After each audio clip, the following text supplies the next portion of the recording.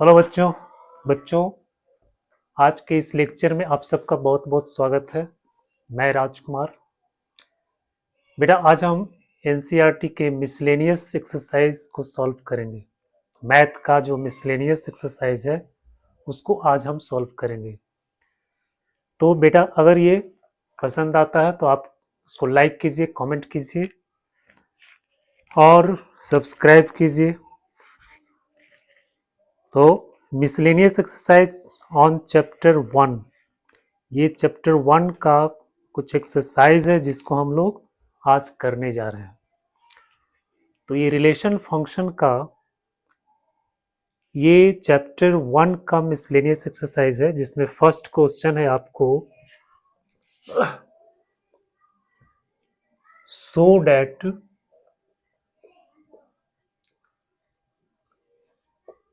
so that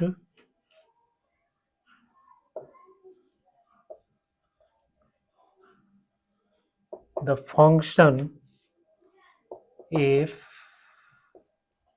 r x belongs to r minus 1 less than 1 greater than minus 1 minus 1 less than x less than 1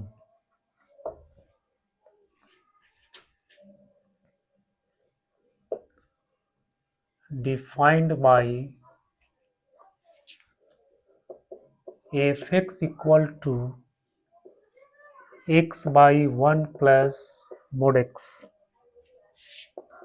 x belongs to r is 1 1 and on 2 function।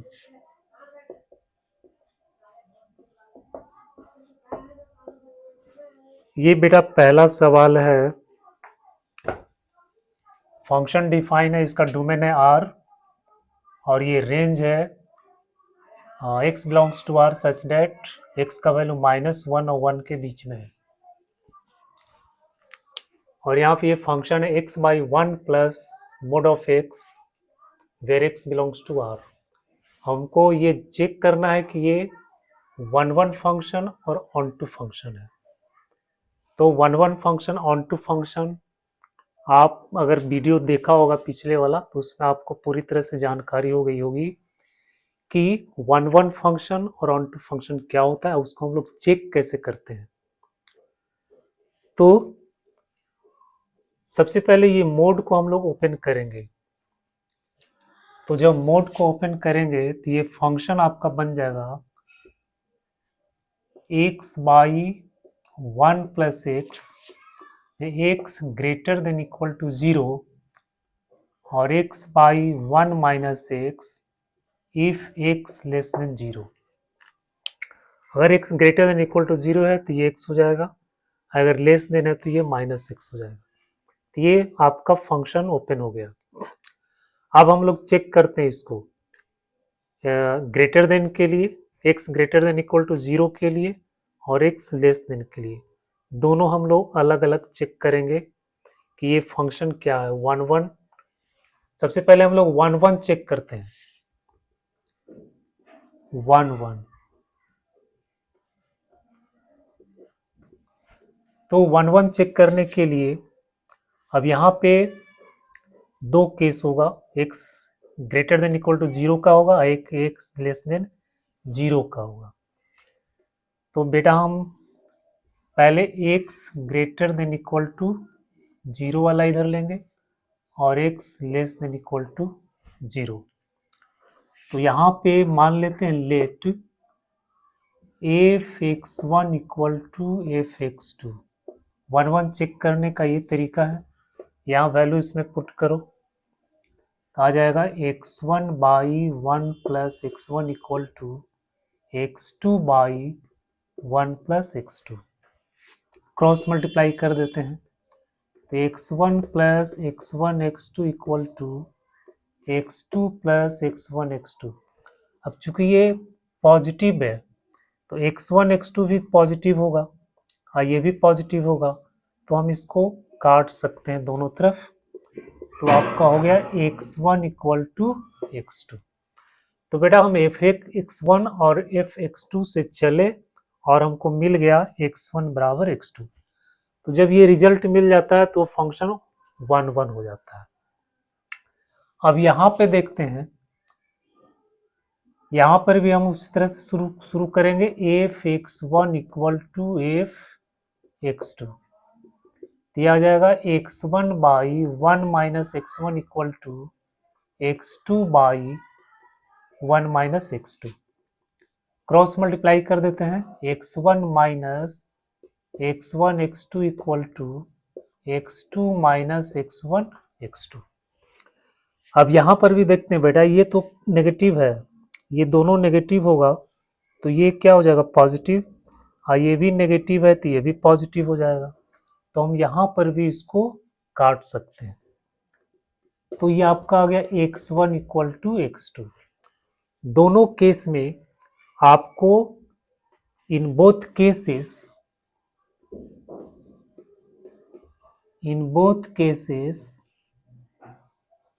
we have f(x1) equal to f(x2), f(x1) equal to f(x2),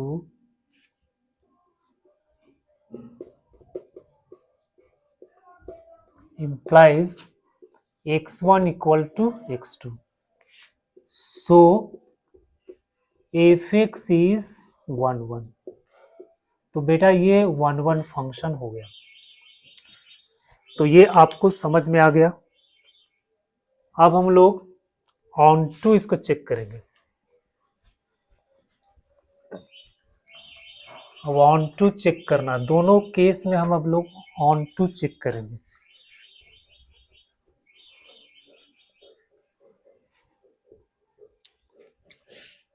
second है on to.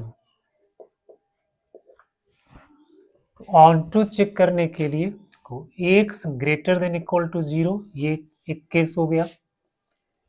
दूसरा आपका हो जाएगा x less than 0। यहाँ पे fx equal to x by 1 plus x है और यहाँ पे fx equal to x by 1 minus x है।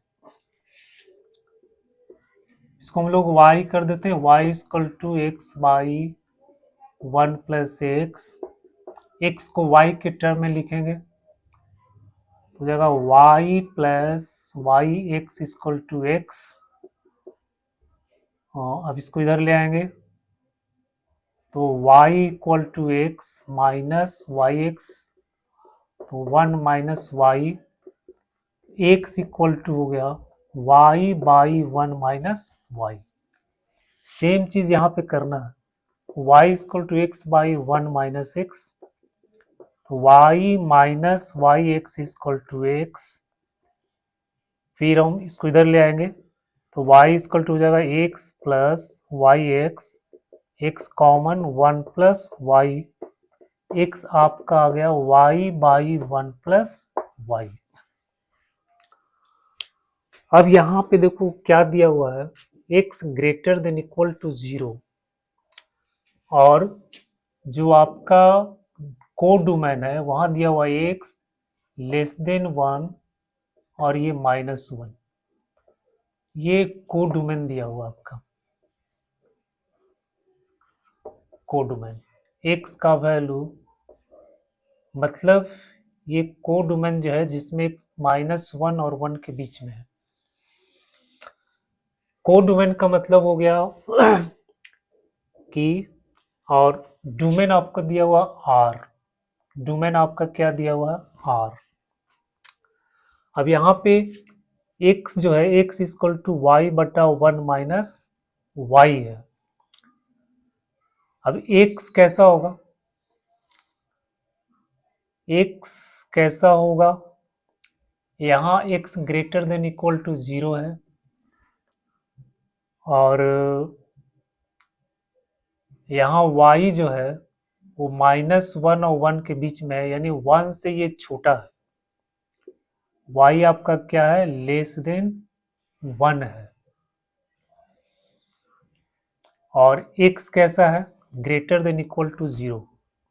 ये आपका ग्रेटर देन इक्वल टू 0 है। अच्छा बेटा, यहाँ पे fx जो है, ये फंक्शन fx जो है वो भी लेस देन 1 है, यानी यहाँ तो y लेस देन 1 हो गया और यहाँ x greater than equal to 0 हो गया। तो अब इसमें जो है हमको देखना है कि y का वैल्यू पुट करके हम x को प्राप्त करना है। तो y का वैल्यू माइनस और 1 के बीच में है। तो अगर हम इसका वैल्यू इसको हम दो पार्ट में तोड़ देते हैं, -1 से 0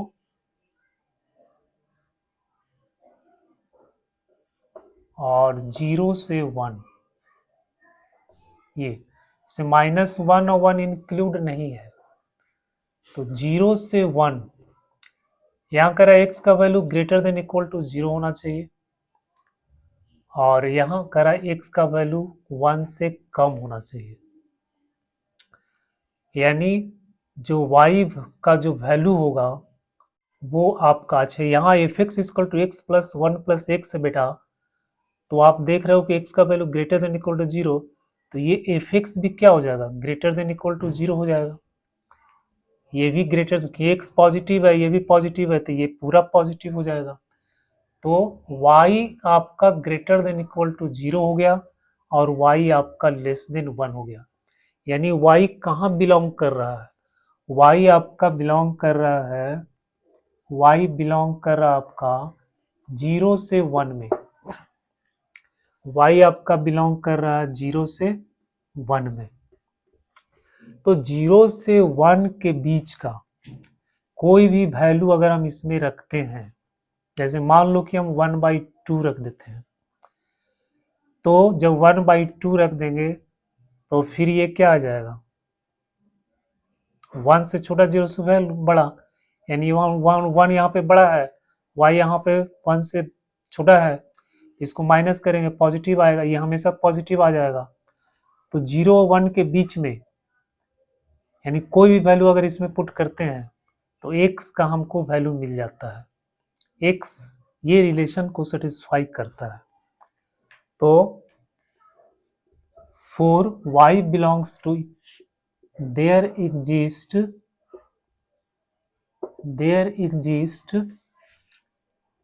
x बराबर y बट्टा 1 minus y belongs to R domain. यानी y का वैल्यू जब 0 और 1 के बीच में रखेंगे तो हमको x मिल जाएगा, यानी डोमेन में उसका इमेज मिल जाएगा। समझ में आ रहा है बात। अगर हम यहाँ पे ये आपका वैल्यू इसमें दिया -1 से 1 तक, -1 से 1 तक वैल्यू इसमें है और ये आपका क्या हो गया, ये आपका r हो गया, तो इसमें 0 भी है। तो 0 और 1 के बीच में कोई भी अगर हम नंबर लेंगे तो उसका प्री इमेज हमको इसमें मिल जाएगा। तो ऑन टू फंक्शन होने के लिए क्या है, इसमें किसी भी एलिमेंट का आपको इसमें प्री इमेज मिलना चाहिए। तो यहाँ पे y का वैल्यू 0 1 के बीच में है तो आपको प्री इमेज मिल रहा है। So y belongs to 0 1, there exists x now belongs to our domain. So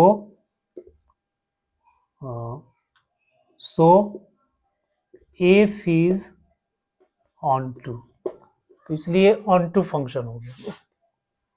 अब यहां पे देखते हैं हम लोग, x लेस देन 0 है, x लेस देन 0 है, तो जब x नेगेटिव है तो fx भी क्या हो जाएगा, ये भी नेगेटिव है, ये भी नेगेटिव है,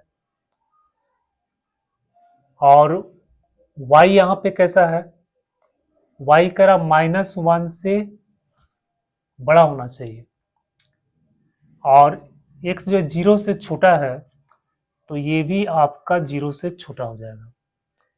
ठीक है, तो यहाँ पर x equal to y by 1 plus y जो है ये आपका लेस देन 0 है, x लेस देन 0 है, और y जो है आपका ग्रेटर देन -1 है। तो यहाँ पे y 1 से छोटा है और यहाँ पे y ग्रेटर देन 1, यानी आपको ये इंटरवल मिल रहा है -1 से 0। इस इंटरवल में आपको चेक करना है। तो फॉर y बिलोंग्स टू -1 से 0, यानी -1 और 0 के बीच में कोई भी नंबर अगर हम इसमें पुट करते हैं तो हमको x मिल जाता है, यानी उसका प्री इमेज इसमें मिल जाता है। फॉर इतना देर एग्जिस्ट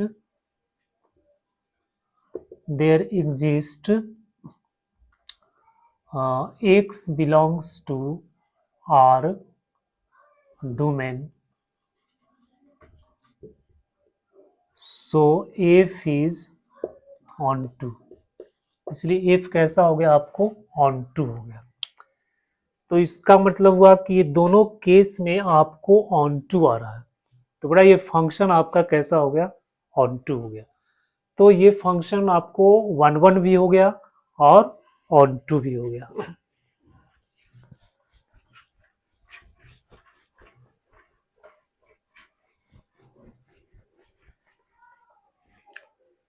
नेक्स्ट क्वेश्चन है, दूसरा क्वेश्चन है, ये मिसलेनियस एक्सरसाइज है, MISCELLANEOUS मिसलेनियस एक्सरसाइज चैप्टर 1 का है। चैप्टर 1 का मिसलेनियस क्वेश्चन नंबर 2 है। So that the function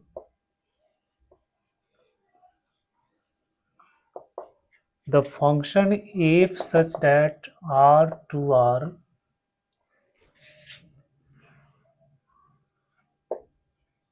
given by fx is equal to x cube is injective. इसको इंजेक्टिव प्रूफ करना। अब बताओ ये इंजेक्टिव का मतलब क्या हुआ, 1 1, यानी इसको 1 1 प्रूफ करना है। तो 1 1 प्रूफ करने का एक तो ग्राफिकल मेथड होता है, एक्स क्यूब को हम लोग जानते हैं कि इसका ग्राफ ऐसे बनता है, तो ये तो निश्चित रूप से 1 1 हो गया। हॉरिजॉन्टल टेस्ट हम लोग देखेंगे तो एक लाइन एक्स एक्सिस के परले एक लाइन सिर्फ एक पॉइंट पे सब काट रहा है, तो ये तो 1 1 फंक्शन हो गया। इसके बाद जो हम लोग इसको डिफ्रेंसिएशन से देख सकते हैं, तो अच्छा तरीका है कि हम इसको डिफ्रेंशिएट कर दें। F dash x equal to आपको आ गया 3x²। अब बेटा 3 पॉजिटिव एक्स स्क्वायर भी पॉजिटिव है, तो ये आपका ग्रेटर देन इक्वल टू 0 हो गया।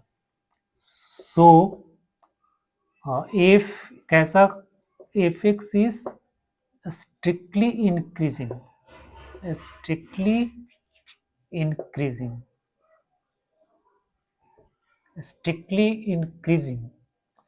ये आपका स्ट्रिक्टली इंक्रीजिंग फंक्शन है। सो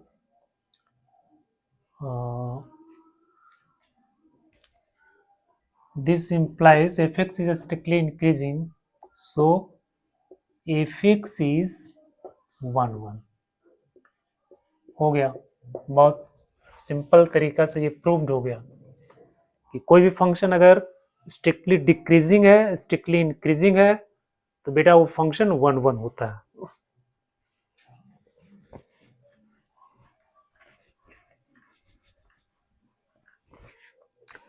क्वेश्चन नंबर 3, ये बहुत लंबा है, इसको हम लिखेंगे नहीं, करा गिवन ए नन एम्प्टी सेट एक्स, यहाँ पे आपका एक सेट दे दिया है x, P x which is the set of all subsets of x, और पी एक्स जो है ये पावर सेट इसको बोलेंगे, सेट एक्स का ये जितना भी सबसेट्स है उसका ये सेट है।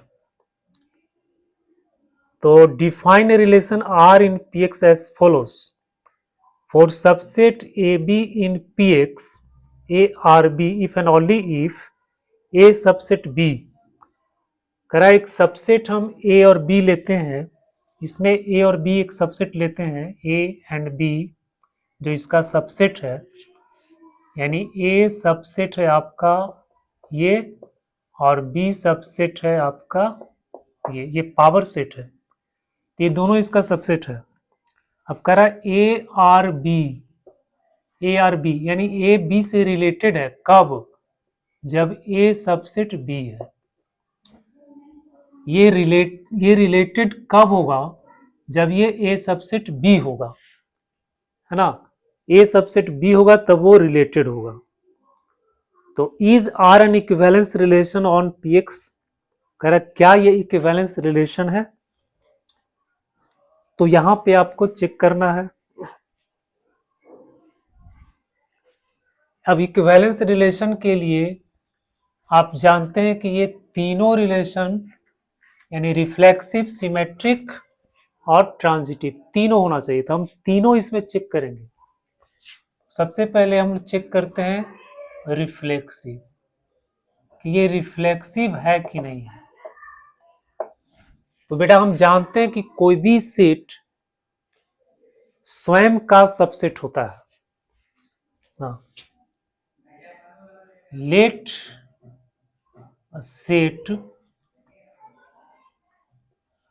Set A belongs to P X, मान लेते हैं कि ये इसका एक सबसेट है, तो ये सेट खुद का सबसेट होगा,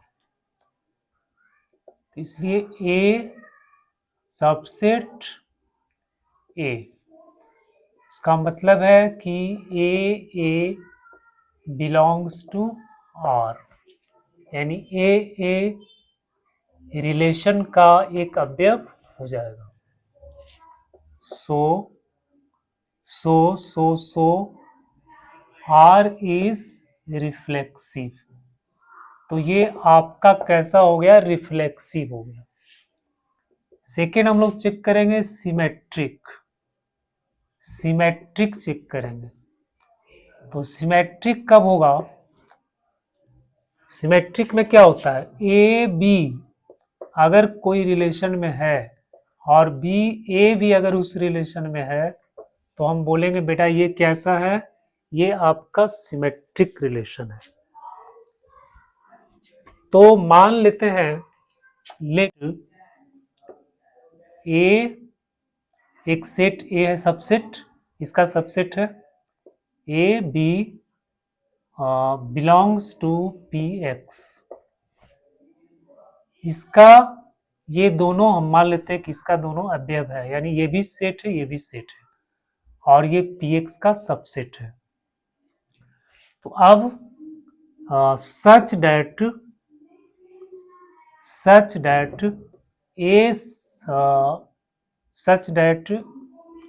ए बी बिलोंग्स टू आर,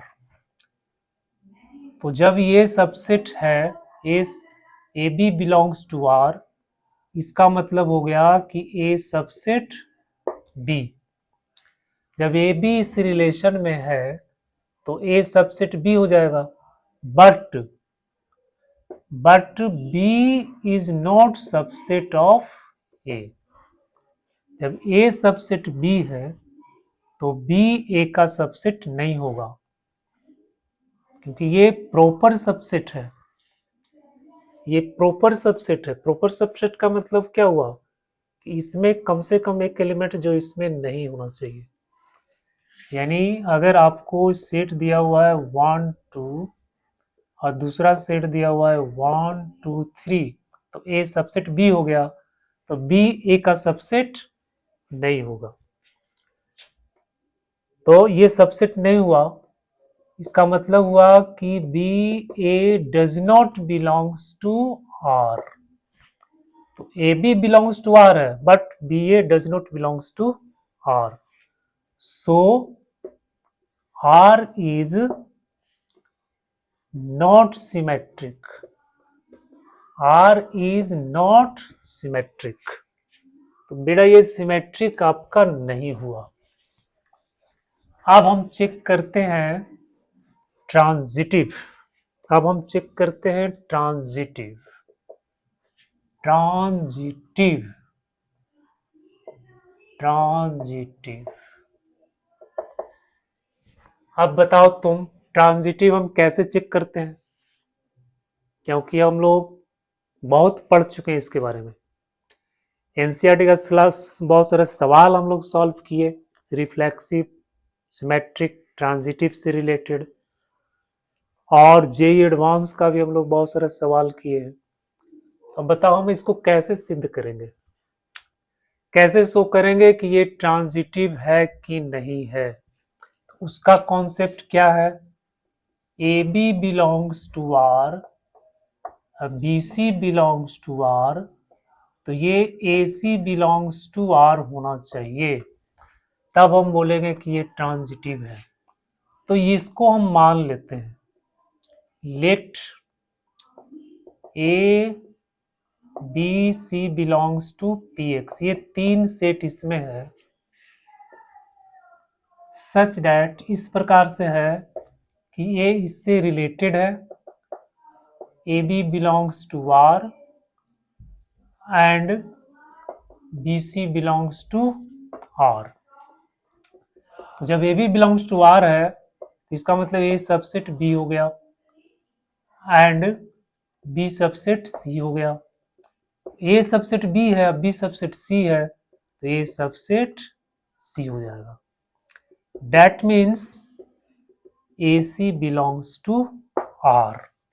बेटा ये सिद्ध हो गया, AC belongs to R, तो ये आपका ट्रांजिटिव हो गया। तो ये आपका ट्रांजिटिव हो गया, हो गया, हो गया, हो गया। अब हम लोग चलते हैं नेक्स्ट क्वेश्चन नंबर 4 पे। Find the number of all onto functions। Find the number of all onto functions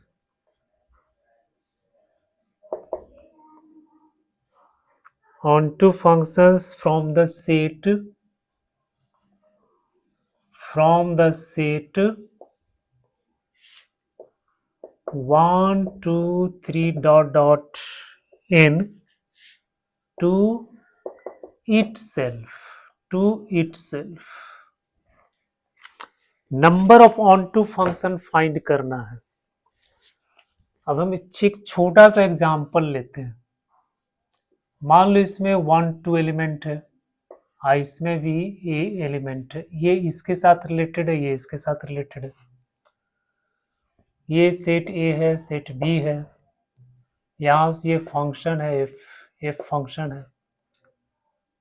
अब बताना कि कितना onto फंक्शन इसमें बनेगा। तो onto का मतलब हो गया इसका जो एलिमेंट है उसका इसमें प्री इमेज होना चाहिए, और 1 1 भी होना चाहिए, यानी 1 का सिर्फ एक इमेज इधर होना चाहिए, 2 का सिर्फ एक इमेज होना चाहिए। तो 1 का एक इमेज है, 2 का एक इमेज है। तो अब बताओ कि 1 इसके साथ भी हो सकता है, 1 इसके साथ भी हो सकता है। तो 1 को रिलेट होने का कितना तरीका है? 1 ए के साथ भी हो सकता था और 1 बी के साथ भी हो सकता था, लेकिन सिर्फ एक के साथ होना है। उसी तरह से जो 2 है, 2 ए के साथ भी हो सकता था, 2 बी के साथ भी हो सकता, एक साथ नहीं, अलग अलग। यानी 1 जो है ए के साथ, तो 1 का इसके साथ रिलेट होने का दो तरीका हो गया। अब मान लो बेटा कि 1 ए के साथ रिलेट हो गया, अब 2 को कितना चांस मिलेगा? बस एक चांस मिलेगा, तो ये आपका हो गया 2। तो ऑन टू फंक्शन, इसका मतलब क्या हुआ? ये 2 फैक्टोरियल हो गया। उसी तरह से अगर हम मान लेते हैं यहाँ पे 3 है, यहाँ पे सी है, तो अब यहाँ पे देखो 1 को 1 इसके साथ भी, इसके साथ भी, इसके साथ भी रिलेट हो सकता है। यानी 1 को रिलेट होने का 3 तरीका है। तो जब 1 ए के साथ रिलेट हो गया, तो अब 2 को कितना तरीका मिलेगा? बी और सी के साथ रिलेट हो सकता है, तो यानी 2 और फिर जो बच गया वो हो गया 1। तो ये आपका हो गया फैक्टोरियल 3। ठीक है, तो अगर नंबर ऑफ एलिमेंट्स n है तो ऑन टू फंक्शन कितना हो जाएगा? फैक्टोरियल n हो जाएगा। ठीक है, तो यहाँ पे आपका number of elements 1 to n है और ये खुद से रिलेटेड है। तो इसको जो है रिलेट होने का, 1 को रिलेट होने का हम इस तरह से देखते हैं।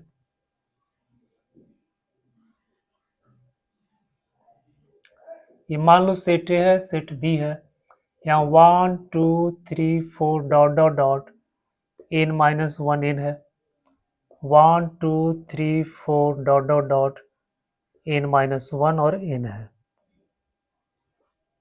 ठीक है, अब 1 1 के साथ हो सकता है, 1 2 के साथ, 1 3 के साथ, 1 n के साथ। तो 1 को रिलेट होने का कितना चांस है, कितना उसको मौका मिलेगा? तो 1 को, जबकि ये 1 1 होना चाहिए, 1 सिर्फ एक के साथ रिलेट होगा, तो 1 को n तरह से ये रिलेट हो सकता है। तो number of onto functions equal to हो जाएगा n, फिर इनटू। अब मान लो कि 1 2 के साथ रिलेट हो गया, तो अब इधर में कितना एलिमेंट बचा? n माइनस 1, इधर भी n माइनस 1। तो 2 को रिलेट होने का कितना मतलब कितने तरह से वो रिलेट हो सकता है? तो n माइनस 1 तरह से रिलेट हो सकता है, तो हो जाएगा n माइनस 1। अब जो है, जब मान लो कि 2 किसी के साथ रिलेट हो गया, तो अब बचा n minus 2 element, n minus 2 elements. अब 3 कितने तरह से हो सकता है? तो n माइनस 2, तो यहाँ हो जाएगा n माइनस 2। तो n minus 1, n minus 2 dot dot dot 3 2 1। तो बेटा ये क्या होगा? आपका हो गया n फैक्टोरियल। ये आपका आंसर हो गया।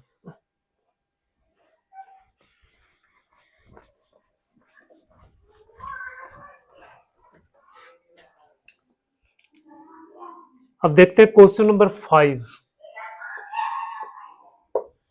क्वेश्चन नंबर 5 में ये भी बहुत लंबा है, तो हम इसको लिखेंगे नहीं, सिर्फ इसको समझ लेंगे। a बराबर है -1 0 1 2,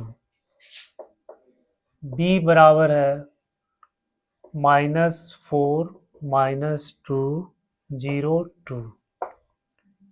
ये फंक्शन इसमें डिफाइन है f x equal to x square minus x, x belongs to A. और दूसरा फंक्शन डिफाइन है 2 mod x minus 1 by 2 minus 1 x belongs to A. Are f and g are equal करा कि क्या F और जी equal है? तो ये इक्वल कब होगा? जब दोनों का वैल्यू सेम आएगा। x बिलोंग्स टू ए है, यहां भी x बिलोंग्स टू ए है, और ये फंक्शन है a टू b, a से b में डिफाइन किया गया फंक्शन आपका a टू b, g भी है a से b में डिफाइन है। तो हम सब इसका वैल्यू पुट करके देखेंगे, इसमें हमको वैल्यू मिलता है कि नहीं मिलता है, कितना मिलता है। ये दोनों का वैल्यू मिलना चाहिए। तो एट एक्स बराबर -1 ये आपका कितना हो जाएगा, ए -1 इक्वल टू -1 का square -1 equal to 1 + 1 equal to 2। तो इसमें 2 आपको मिल गया। फिर हम g -1 निकालते हैं, तो 2 यहाँ हो जाएगा -1 -1/2 तो हो गया 2, और ये हो गया 3/2 और -1 इक्वल टू 2 × 3/2 -1 to 2 कट गया, इसको 2 आ गया 2, यहाँ भी 2 आ गया, सेम आ गया, यानी -1 के लिए दोनों का वैल्यू सेम आ गया। अब देखेंगे एट एक्स इक्वल टू 0 तो 0 पर वैल्यू कितना आता है, f0 इक्वल टू हो जाएगा 0, यहाँ 0 हो जाएगा। अब यहाँ पे देखते हैं f0 इक्वल टू, तो 2 × ये वैल्यू इसमें पुट करेंगे 0 -1/2 -1 इक्वल टू ये 2 × 1/2 -1 इक्वल टू 0, यहाँ भी 0 आ गया। अब लिखेंगे एट एक्स इक्वल टू 1, तो f1 equal to 1 square 1 equal to 0, यहाँ g1 इक्वल टू हो जाएगा 2 1 -1/2 -1 इक्वल टू ये 1/2 मोड, यहाँ भी आपका आ जाएगा 0। फिर at x equal to 2, f2 equal to 2 के स्क्वायर -2 इक्वल टू 2 आ गया, 2 दूनी 4, ठीक है। फिर यहाँ 2 निकालो, तो 2 × 2 -1/2 -1 इक्वल टू 2 4 3/2 आ जाएगा, 2 × 3/2 -1 कट गया, इक्वल टू 2 आ गया। तो बेटा यहाँ पे हम देख रहे हैं कि हर स्थिति में दोनों फंक्शन इक्वल है। For all values of A में जो वैल्यूज दिया हुआ है x belongs to A, f मान लेते हैं वैल्यू ए है, एफ ए बराबर f b, sorry f a बराबर जी ए, यहाँ पे ए लिख लो, a belongs to A, f a बराबर जी आ गया, सो दे आर इक्वल, इसलिए दोनों फंक्शन कैसा है, इक्वल हो गया।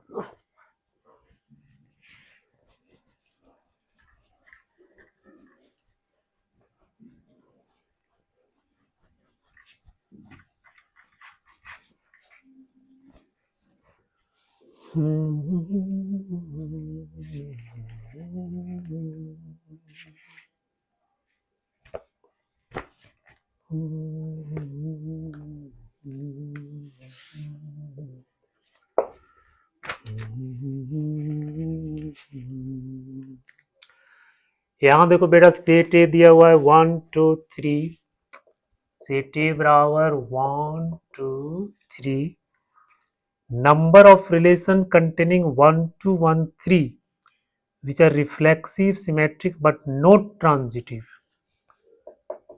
1 2 1 3 करें नंबर ऑफ रिलेशंस बताओ जिसमें 1 2 1 3 है, वो रिफ्लेक्सिव है लेकिन सिमेट्रिक नहीं, सॉरी रिफ्लेक्सिव सिमेट्रिक है लेकिन वो ट्रांजिटिव नहीं, वो ट्रांजिटिव नहीं है।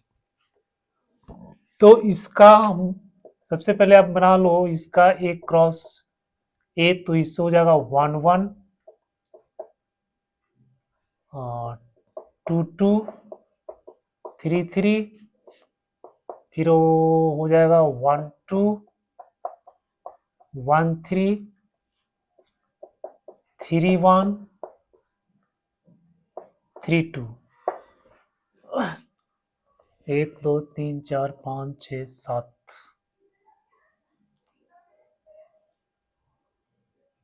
1 1 2 2 3 3, फिर 1 2 1 3 हो गया, फिर 3 1 3 2 3 3 कैसे हो गया?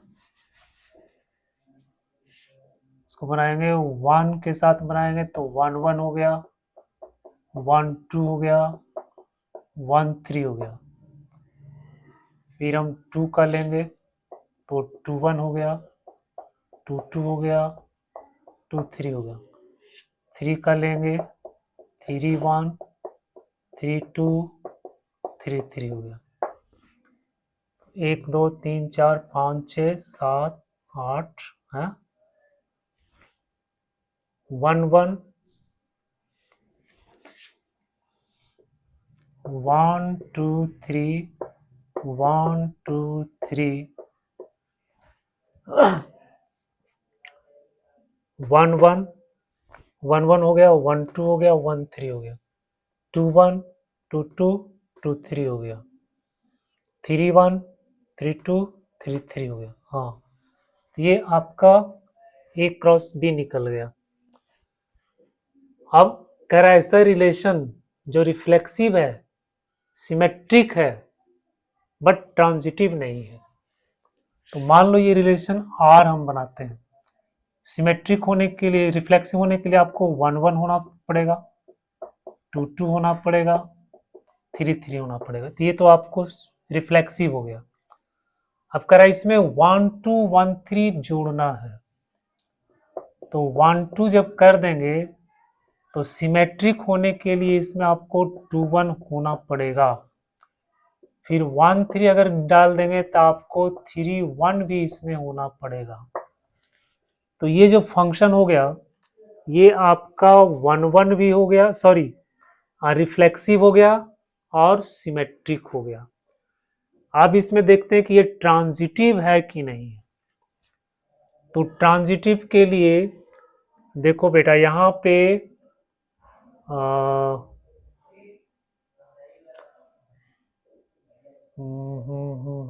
2 1 और देखो 2 1 लेंगे और 1 3, here 2 1 belongs to R and 1 3 belongs to R, which implies 2 3 does not belongs to R। तो ये ट्रांजिटिव नहीं है। इसमें 2 1 तो है, 1 3 भी है, लेकिन 2 3 इसमें नहीं है।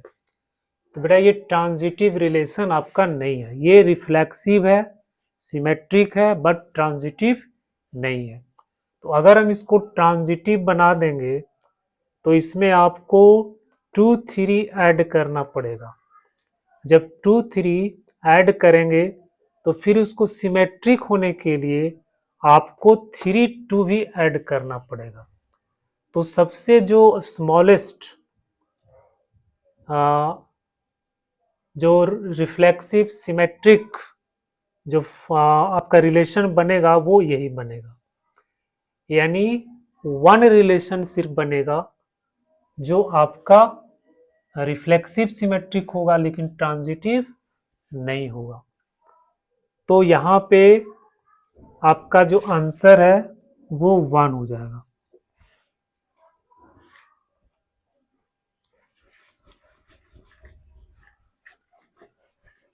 इसमें लास्ट क्वेश्चन है, क्वेश्चन नंबर 7। इसमें कह रहा है the number of equivalence relation containing 1 2, same चीज है। कह रहा है नंबर ऑफ इक्विवेलेंस रिलेशन, मान लो ये रिलेशन R है, तो इसमें 1 1 रिफ्लेक्सिव होने के लिए तो आपको 1 1 होना पड़ेगा, 2 2 होना पड़ेगा, 3 3 होना पड़ेगा। और इसमें कह रहा है कि ये इक्विवेलेंस रिलेशन है, इसमें 1 2 भी है। तो जब 1 2 डालेंगे तो ये 2 1 भी इसमें होना चाहिए। अब ये देखते हैं कि ये कौन कौन सा रिलेशन है। तो बेटा 1 2 है, 2 1 है, तो इसमें 1 1 भी हो जाएगा। फिर 1 2 है, 2 2 है, तो 2 1 भी आपको यहाँ पे है। तो ये जो फंक्शन हुआ ये आपका इक्विवेलेंस रिलेशन है, ये रिफ्लेक्सिव, सिमेट्रिक, ट्रांजिटिव तीनों है। अब और क्या हम बना सकते हैं, बाकी इसमें एलिमेंट क्या क्या बच गया, ये आपको बच गया 2 3 3 2 3 1 1 3, ये सब जो 4 एलिमेंट है इसमें छूट गया। तो अगर हम ये सब 4 एलिमेंट भी अगर इसमें डाल देंगे तो फिर ये भी इक्विवेलेंस रिलेशन बन जाएगा। तो सबसे जो है छोटा जो इक्विवेलेंस रिलेशन बनेगा वो आपको ये बनेगा, और उसके बाद इसको भी अगर हम इसमें ऐड कर देंगे तो वो भी एक इक्विवेलेंस रिलेशन बन जाएगा। तो नंबर ऑफ इक्विवेलेंस रिलेशन यहाँ पे आपको कितना बनेगा, सिर्फ 2 बनेगा। तो बेटा आपका इस लेक्चर में मुझे कमेंट का इंतजार रहेगा, आप सब्सक्राइब कीजिएगा, मोटिवेट करो हमको, ताकि हम और भी अच्छे से अच्छे कंटेंट आपके लिए तैयार करके आपको दे सकूं। और अगर नहीं मोटिवेशन मिलेगा तो हम तो निराश हो जाएंगे, ये तुम्हारे ऊपर डिपेंड है। तो मेरा ये आपको कैसा लगा आप कमेंट ज़रूर करना, और इसको देखने के लिए आपको बहुत बहुत धन्यवाद। Best of luck, best of your bright future. Thank you.